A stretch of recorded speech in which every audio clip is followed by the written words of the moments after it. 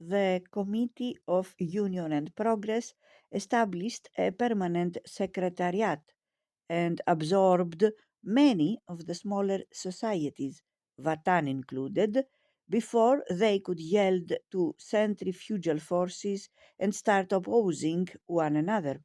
It was in 1902 that matters came to a head when, on the 3rd of July, a certain Major Ahmed Niyazi, stationed deep in the Macedonian hinterland between Monastir and Lake Ohrid, brought out his men in armed rebellion. Many junior officers from other Macedonian stations joined him.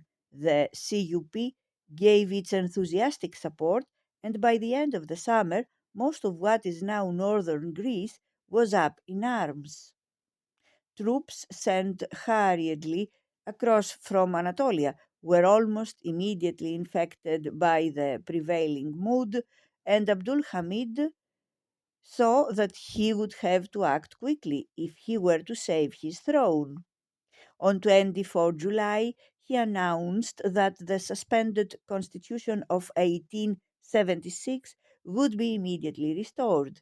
This announcement was followed by a general amnesty for political prisoners and exiles.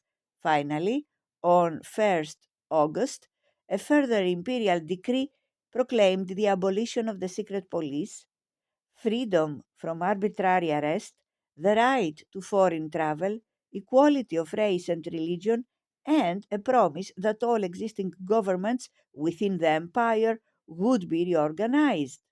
Preempted by the speed and scope of the Sultan's reaction, the CUP were thrown seriously off balance, but the rest of his subjects were jubilant.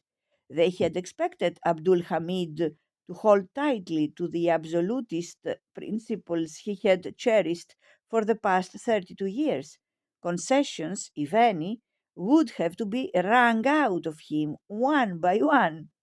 Now, suddenly, and without a single shot being fired from anywhere closer than Macedonia, he was offering them on a platter far more than they had dared to hope. That Friday, he drove through the streets of Constantinople amid cheering crowds to pray in St. Sophia, a mosque since the Turkish conquest of 1453. It was the first time in a quarter of a century that he had summoned up sufficient courage to cross the Golden Horn.